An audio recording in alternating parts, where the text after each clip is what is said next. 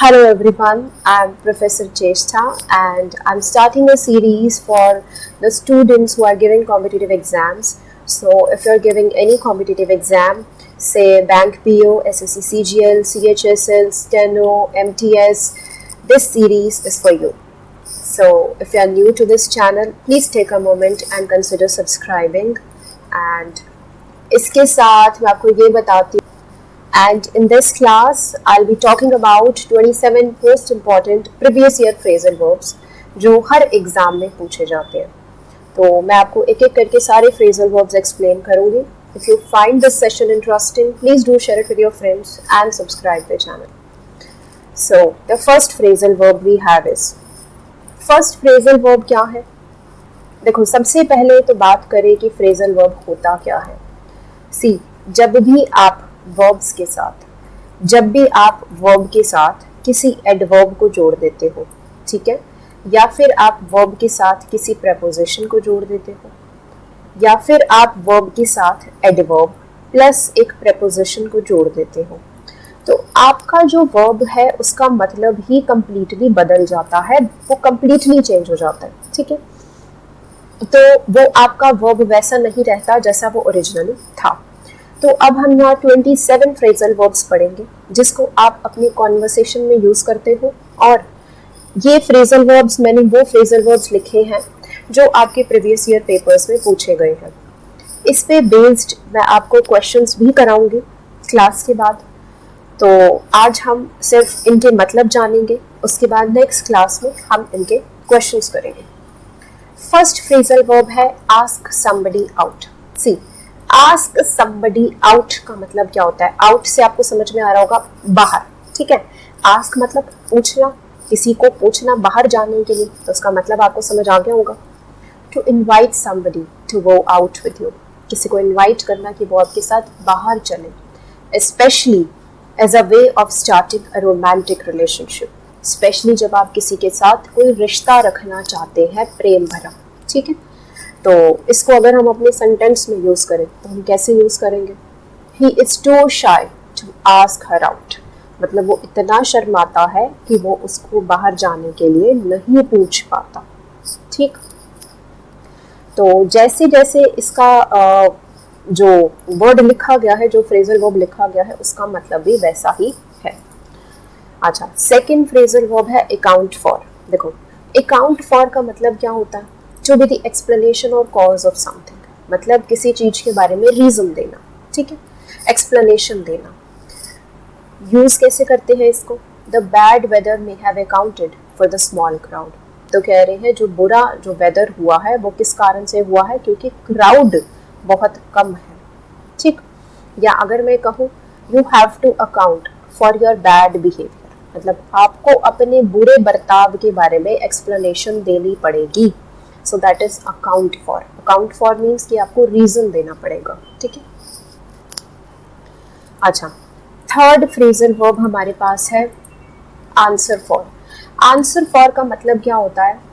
कि किसी को टू बी आंसरेबल फॉर, किसी को आप आंसर दोगे. ठीक है, for example you will have to answer for your behaviour one day, मतलब एक दिन आपको अपने व्यवहार के लिए जवाब देना पड़ेगा, उत्तर देना पड़ेगा. That is answer for.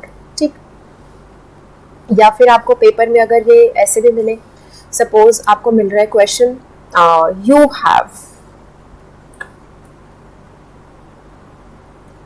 you have to dash, you have to dash for your misdeeds, कि तुमने जो बुरे काम किए हैं उसके लिए तुम्हें जो है बताना पड़ेगा.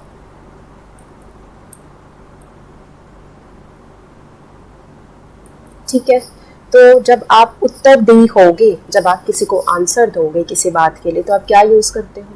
You have to account for, अभी हमने पढ़ा, या you have to answer for. तो इस केस में जो भी आपके पास ऑप्शन दिया है, अगर आपको ऑप्शन दिया है अकाउंट फॉर, आप अकाउंट फॉर पे टिक कर दो. आपको ऑप्शन दिया है आंसर फॉर, आप आंसर फॉर पे टिक कर दो. ठीक है, तो दोनों में से जो भी आपको ऑप्शन में दिया जाएगा वो आपका यहाँ आंसर होगा. तो आई गेस दोनों फ्रेजल वर्ब समझ आ गए होंगे, दोनों का मतलब सेम है. ठीक, अच्छा, नेक्स्ट फ्रेजल वर्ब देखते हैं, फोर्थ फ्रेजल वर्ब. अब फोर्थ फ्रेजल वर्ब है आस्क आफ्टर। आस्क आफ्टर का मतलब क्या होता है, किसी के बारे में पूछना, ठीक है, किसी के बारे में इंक्वायर करना। For example, he always ask after you in his letters, मतलब जब भी वो खत लिखता है हमेशा तुम्हारे बारे में पूछता है। तो अगर आप किसी के बारे में इंक्वायर कर रहे हो तो you are using ask after, okay. या अगर हम कह रहे हैं your friend was asking after you, मतलब आपका जो दोस्त है वो आपके लिए पूछ रहा था, आपके लिए इंक्वायर कर रहा था, ठीक। नेक्स्ट फ्रेजल वर्ब है अटेंड ऑन। देखो अटेंड ऑन का मतलब क्या होता है, आप किसी पार्टी में जाते हो, ठीक है, तो आपको वहां अटेंड किया जाता है, आपको वहां सब जो है अटेंड करते हैं, राइट। अच्छा, आप किसी पार्टी में जाते हो तो वहाँ आपको अटेंड किया जाता है ना, आपको खाना पीना सर्व किया जाता है, तो उसके मतलब को तो आप इजीली याद रख लोगे। अटेंड ऑन का मतलब होता है टू सर्व, ठीक है। अब इसको यूज़ कैसे करते हैं, we should not forget to attend on our grandparents in their old age, मतलब हमें अपने ग्रैंड पेरेंट्स का ध्यान रखना चाहिए जब वो बूढ़े हो जाते हैं, ठीक है। तो अटेंड ऑन का मतलब हो गया टू सर्व।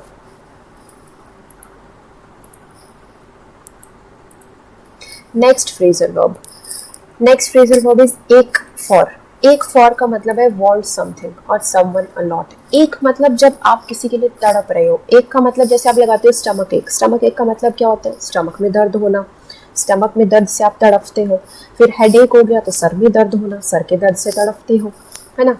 तो जहाँ पे भी एक लग जाता है उसका मतलब है किसी चीज़ के लिए तड़पना। तो यहाँ याद रख लो तुम, एक फॉर का मतलब है कि किसी चीज़ को बहुत ज़्यादा चाहना, किसी चीज़ के लिए तड़पना, ठीक है। जैसे my partner's been away for a fortnight, I am aching for her, मतलब मेरा जो पार्टनर है वो पिछले 14 दिनों से मुझसे दूर है, इसलिए मैं उसके लिए तड़प रहा हूँ, I am aching for her, okay.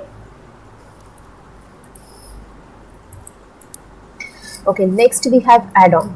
Add on का मतलब है किसी चीज़ को अपनी कैलकुलेशन में इंक्लूड कर लेना।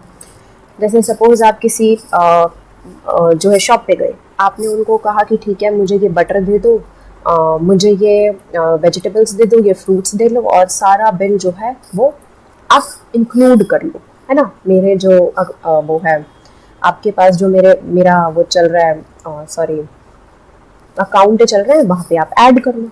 सो that is include in a calculation.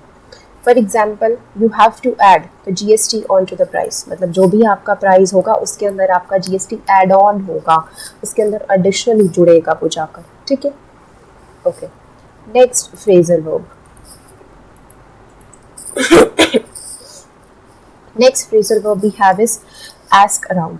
अब आस्क अराउंड का मतलब क्या होता है, अराउंड मतलब आसपास, ठीक है।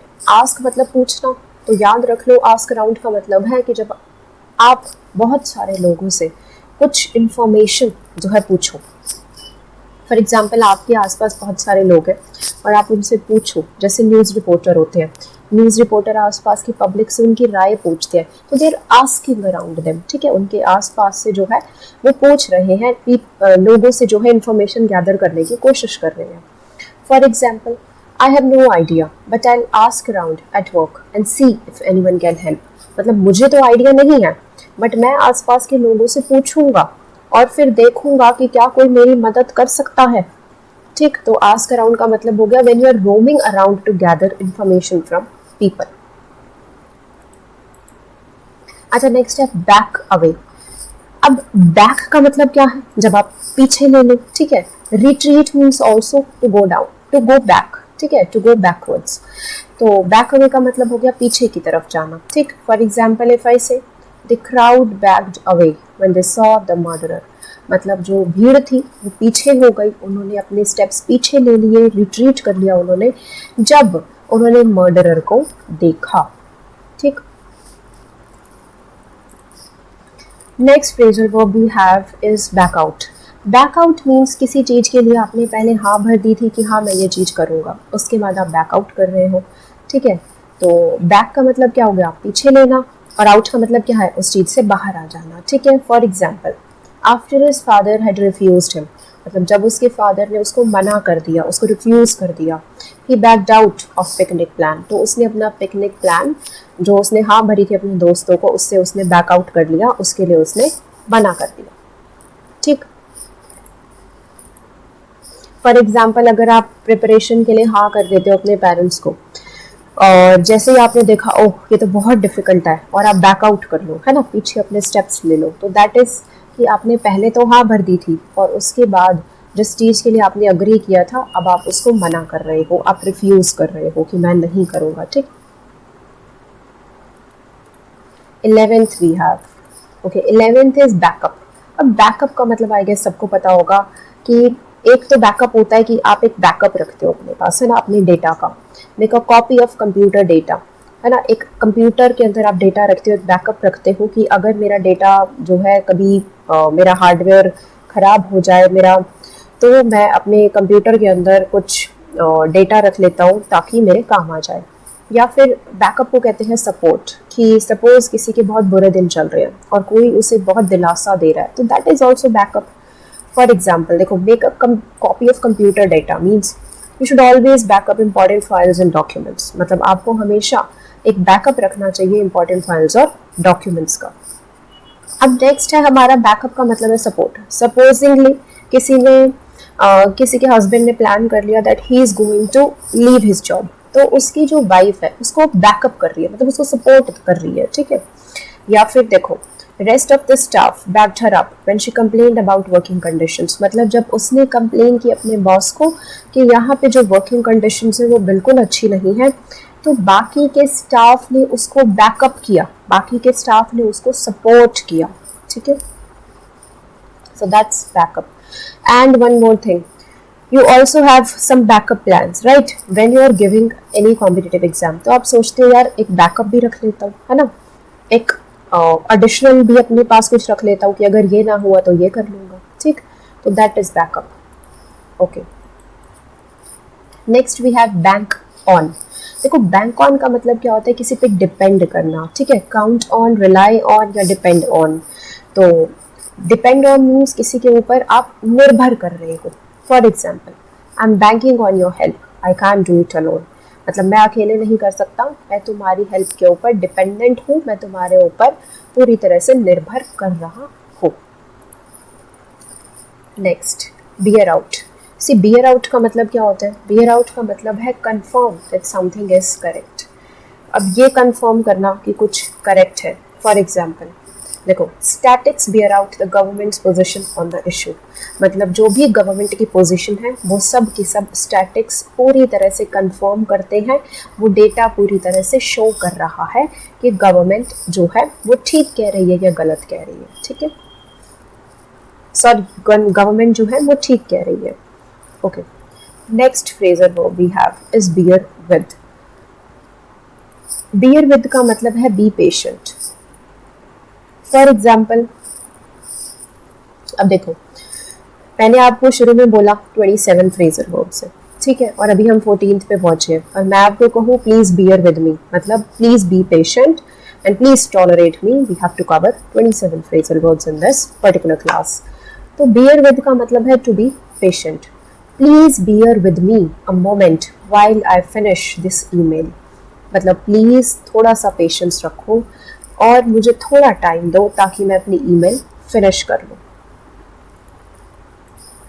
Okay, next we have break down. Now see, we have to break down. एक ब्रेक डाउन है जब आपकी मशीनरी ने काम करना बंद कर दिया, कोई भी मशीनरी है आपकी वो काम करना बंद कर दे, यू से ब्रेक डाउन। अब अगर आप इस फ्रेजल वर्ब को पास्ट में यूज करते हो तो आप सेकंड फॉर्म यूज कर लो, broke down. For example, our car dash on the way to Delhi, और ब्रैकेट में दे दिया ब्रेक। ठीक है, तो आपको पता है कि आर कार ब्रोक डाउन, हमारी गाड़ी जो है वो खराब हो गई जब हम दिल्ली जा रहे थे। तो एक तो हो गया आपकी मशीनरी काम करना बंद कर दे। ठीक है, दूसरा ब्रेक डाउन कौन सा है? दूसरा ब्रेक डाउन है जब आप अपना इमोशनल कंट्रोल लूज कर दो, आपके साथ कुछ बहुत बुरा हो गया and you become emotionally weak, that is break down. For example, the lady broke down when she heard the news of her son's death, मतलब वो जो लेडी है वो पूरी तरह से टूट गई जब उसने अपने बेटे के मरने की खबर सुनी। या आप कह सकते हो कि supposingly two people are in a relationship और उनका जो रिलेशनशिप है वो किसी रीज़न की वजह से टूट जाए, देन उनका भी होता है ना एक ब्रेक डाउन। सो दैट्स कि आप अपना इमोशनल कंट्रोल खो दो, ठीक है। सो आई गेस क्लियर हो गए होंगे दोनों ब्रेक डाउन। और अब जैसा सेंटेंस आपको दिया जाएगा उसके अकॉर्डिंग इसको यूज़ कर पाओगे, ठीक है। अच्छा, 17th है ब्रेक इनटू। ब्रेक इनटू का मतलब है कोई धक्के से किसी जगह में घुस आए, that is to enter by force. For example, last night some thieves broke into our neighbour's house, मतलब पिछली रात कुछ चोर जो है हमारे नेबर के घर में धक्के से फोर्सफुली जो है घुस गए, that is break into. Okay, next phrasal verb we have is breakout. See, breakout क्या होता है? Breakout is to start off a disease या वॉर, किसी डिजीज का या किसी लड़ाई का शुरू हो जाना। For example, perfect example for this time in India कोविड-19 हैज ब्रोकन आउट। तो इंडिया में जो कोविड-19 है that has started, that has broken out, या इनफैक्ट यू कैन से कि कोविड-19 has broken out in the entire world, है ना। तो दैट इज ब्रेकआउट। या इवन जब फेस पे डेवलप हो जाते हैं पिंपल्स और acne due to harsh makeup, so that is also, आपने सुना होगा कि गर्ल्स बोलती है कि मुझे ब्रेकआउट्स हो गए हैं, सो दैट इज ऑल्सो कि कोई डिजीज का जो है स्टार्ट हो जाना, ठीक है। या हम वॉर के लिए भी यूज़ करते हैं, जैसे war broke out between Pakistan and India. तो अगर कोई वॉर शुरू हो जाए then also you can use breakout. Okay, next we have is bring down. Bring down, अब डाउन का मतलब होता है किसी को नीचा दिखाना, कुछ नीचे आ जाना, ठीक है। ब्रिंग डाउन का मतलब क्या है? कुछ घट जाना। सपोजिंगली देखो, जो प्राइजेज है पेट्रोल के, अगर वो सपोज थोड़ा सा भी नीचे आ जाए तो हम इसको यूज़ कर सकते हैं इस फ्रेजल वर्ब को। या फिर अगर कोई पर्सन बहुत अच्छा पढ़ने में लेकिन उसके केयरलेसनेस की वजह से उसके मार्क्स नीचे आ गए हैं, so that is also bring down.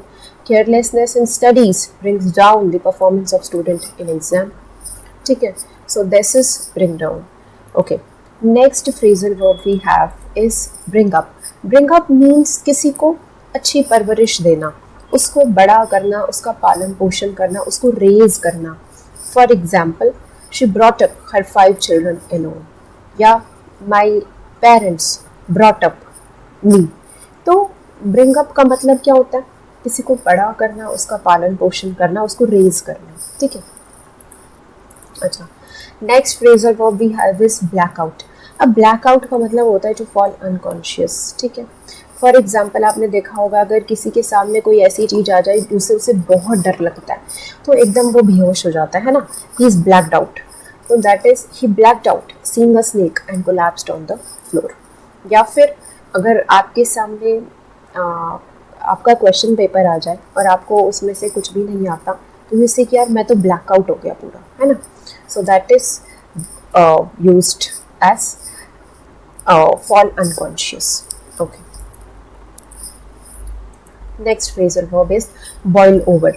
Boil over का मतलब है कि जब आपका लिक्विड जो है आपके कंटेनर से बाहर स्पिल हो जाए, बाहर गिर जाए, so that is boil over.